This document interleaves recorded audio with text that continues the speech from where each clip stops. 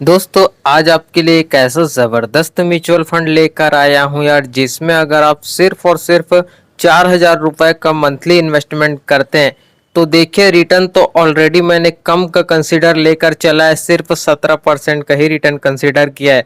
अगर दोस्तों इसको 15 से 20 साल के अंतर्गत आप कंटिन्यू कर देते हैं तो देखिए यकीन कीजिए आपका जो लगभग 1 करोड़ का जो फाइनल कॉर्पस है यहाँ पर काफ़ी इजिली कंप्लीट हो जाएगा। तो यार ऐसा कौन सा म्यूचुअल फंड है सिर्फ 17% ही आपको मिल जाए तो आपका 1 करोड़ का फाइनल कॉर्पस काफी जल्दी 15 से 20 साल में पूरा हो जाएगा। तो सब कुछ डिटेल के साथ बताने वाला हूं। तो इन्वेस्टमेंट का मामला है यार, अगर आप ध्यान से नहीं समझेंगे तो इससे आपको ही दिक्कत आने वाली है। बाकी आपको फंड का नाम ही जानना है तो आप वीडियो आगे खिसका खिसका कर देख सकते हैं, लेकिन कोई फायदा नहीं है। तो उससे अच्छा यार आप एक बार वीडियो को पूरा देख लीजिए, आपको सब कुछ पता चल जाएगा। चलिए फंड के पहले तो बेसिक डिटेल को यहाँ पर मैं आपको बता देता हूँ। तो एनईवी देखेंगे तो देखिए इसका काफ़ी हाई एनईवी आपको देखने को मिल जाता है। लगभग 1,967 रुपए की आपको एनईवी देखने को मिल रही है। तो आप सोच सकते हैं। बाकी फंड की रेटिंग है यहाँ पर 4 की काफ़ी शानदार रेटिंग भी देखने को मिल जाती है। बाकी मिनिमम एसआईपी अमाउंट आप 100 रुपए से भी शुरू कर सकते हैं। बाकी मैक्सिमम की तो कोई लिमिटेशन नहीं है, आप कितने भी रुपए की एसआईपी कर सकते हैं। बाकी फंड साइज देखिए लगभग 54,000 करोड़ का इसका फंड साइज देखने को मिल जाता है। तो आप खुद सोच सकते हैं कि 54,000 करोड़ लोगों ने इसमें अपना पैसा इन्वेस्टमेंट कर रखा है। तो आप भी यार किसी तरीके से इसका हिस्सा बन सकते हैं, आप भी अपना इन्वेस्टमेंट कर सकते हैं।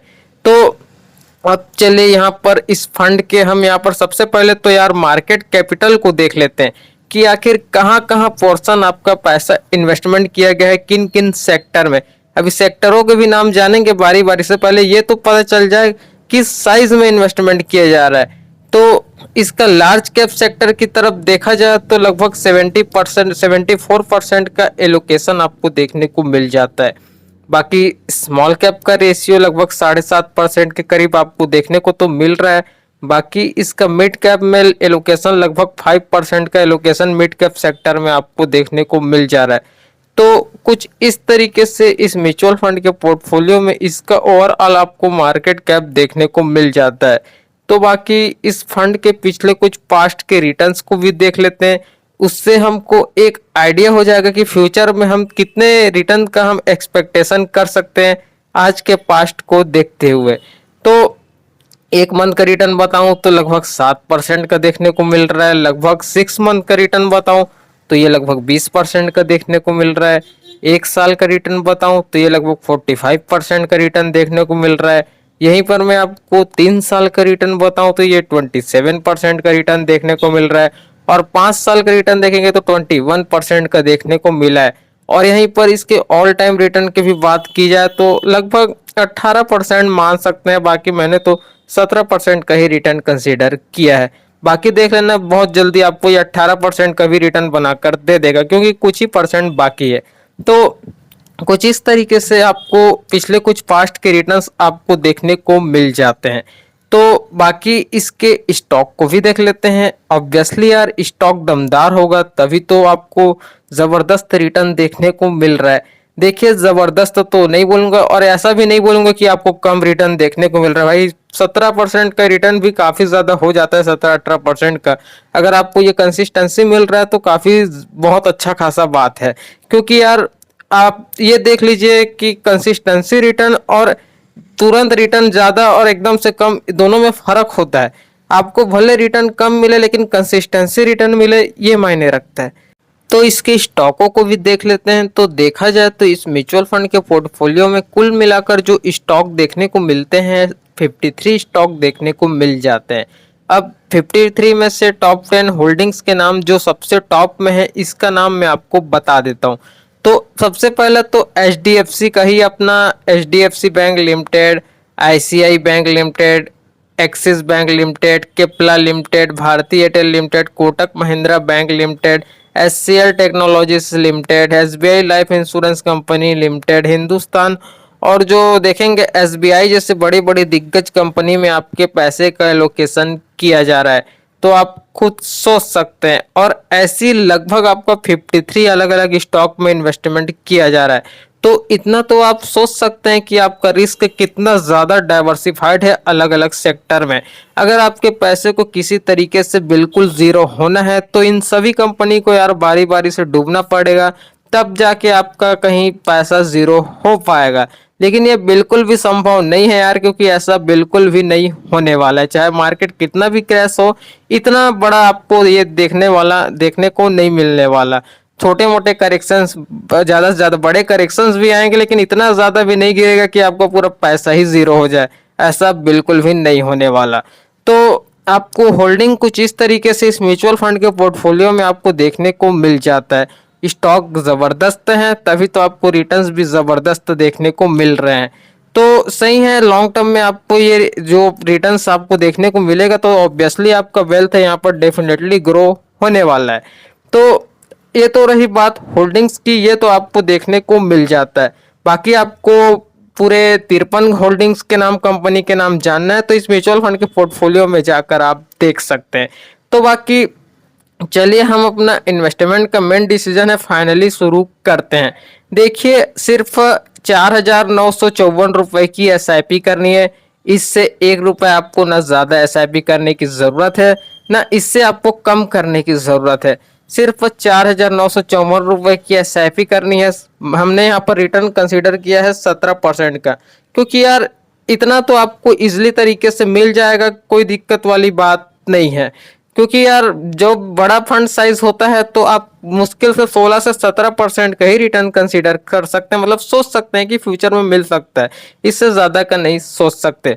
और मैं आपको जो फंड बताऊंगा उससे भी आप यही एक्सपेक्टेशन कर सकते हैं कि 17 से 18% ही मिलेगा, इससे ना ऊपर जाएगा ना आपको इससे आगे का सोचना है। ठीक है, मैं आपको पहले ही बता दे रहा हूँ। तो बाकी अगर आपको हाई एक्सपेक्टेशन रखना है तो आप डायरेक्ट स्मॉल कैप में डाल दीजिए, कोई दिक्कत वाली बात नहीं है। फिर आप आंख बंद करके सोचते रहिए कितने की भी आपको रिटर्न्स मिल सकता है, और असल में आपको वहां मिल भी जाएगा, लेकिन इसमें तो बिल्कुल नहीं मिलेगा, ये आप ध्यान में रखिए। तो बाकी ड्यूरेशन आप अपने हिसाब से घटा बढ़ा लेना, मैं आपको 5 साल से लेकर अगले 30 साल तक का फुल कैलकुलेशन बताने वाला हूँ। सबसे पहले 5 साल के फाइनल कॉर्पस की बात की जाए तो देखिए आपका लगभग 4.5 लाख के करीब आपका फाइनल कॉर्पस देखने को मिल जाएगा। बाकी 10 साल तक कंटिन्यू कर देंगे तो लगभग आपका पैसा 15 लाख के करीब पहुंच जाएगा।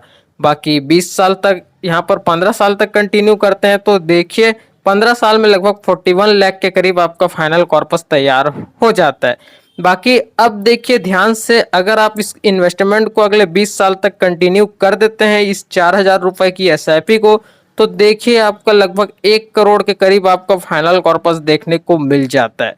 तो यार अगर आप 20 साल तक सही में इसको कंटिन्यू कर देते हैं और आपको 17% का रिटर्न मिल गया तो काफ़ी इजिली जो है आपका 1 करोड़ का फाइनल कॉर्पस तैयार हो जाएगा। बाकी 25 साल तक कंटिन्यू कर देंगे तो लगभग 2 करोड़ से ऊपर का आपको फाइनल कॉर्पस देखने को मिल जा रहा है।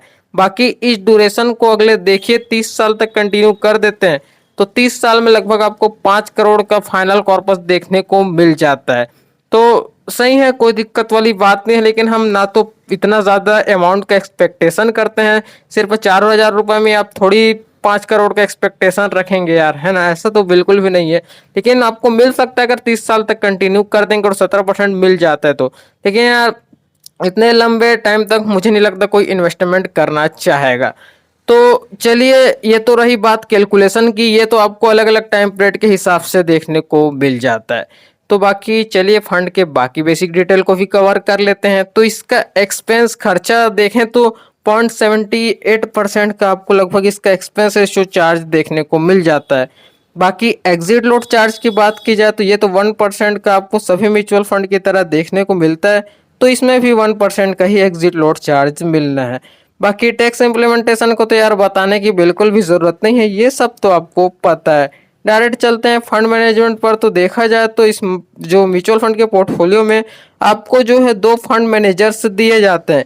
इनके नाम को तो आप यहाँ पर जैसा कि देख सकते हैं, और बाकी जब से प्रेजेंट है इनके डेट को भी आप देख सकते हैं। ये जो जुलाई 2022 से प्रेजेंट है और ये जून 2023 से। तो बाकी इनके बारे में तो आपको बताने की बिल्कुल भी ज़रूरत नहीं है, आपको ही पता है यार, इनसे बड़ा कोई नहीं है, यही आपके फंड को सही तरीके से मैनेजमेंट करते हैं। तो बाकी ज़्यादा कुछ बताने की ज़रूरत नहीं है। चलिए फंड हाउस की तरफ देख लेते हैं। तो देखिए, सबसे बड़ी बात तो ये है कि एचडीएफसी का आपका म्यूचुअल फंड देखने को मिल जाता है। चलिए मैं आपको म्यूचुअल फंड का नाम भी बता देता हूँ, तो ध्यान से सुनिएगा, फिर बाद में आप कमेंट करके पूछते हैं कि फंड का नाम बताया ही नहीं। तो भाई वीडियो ध्यान से देखोगे पूरा, तभी तो पता चलेगा ना। तो सुन लीजिए, एचडीएफसी का फ्लेक्सी कैप म्यूचुअल फंड आपको देखने को मिल जाता है। काफ़ी ज़्यादा से ज़्यादा लोग जो है फ्लेक्सी कैप कैटेगरी में अपना जो पैसा है एचडीएफसी फ्लेक्सी कैप फंड में इन्वेस्टमेंट कर रहे हैं। क्योंकि देखिए, फ्लेक्सी कैप में तो आपको पारंपरिक फ्लेक्सी कैप भी देखने को मिल जाता है, जो कि एचडीएफसी से काफ़ी ज़्यादा आपको रिटर्न प्रोवाइड किया गया है। लेकिन क्या है कि आपका जो पैसा, लेकिन ज़्यादातर लोग का रुझान यहाँ पर एचडीएफसी के फ्लेक्सी कैप की तरफ जा रहा है। तो ऑब्वियसली कुछ खास बात होगी, तभी तो फ्लेक्सी कैप जो एचडीएफसी का है ये इतना ज़्यादा तेज़ी से ग्रो कर रहा है। तो लोगों का ज़्यादा से ज़्यादा ट्रस्ट है, तभी तो एचडीएफसी के ऊपर ट्रस्ट है, तभी तो इतना ज़्यादा एलोकेशन देखने को मिल रहा है।